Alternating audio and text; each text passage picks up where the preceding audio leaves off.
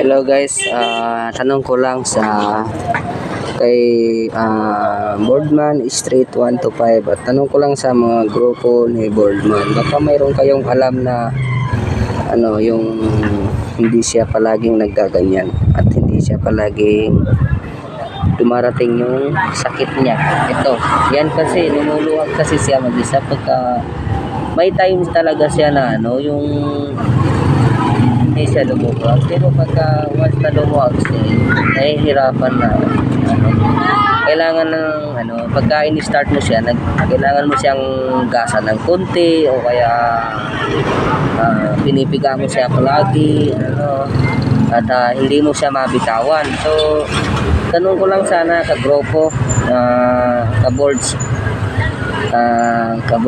kung mayroong option para dito na yung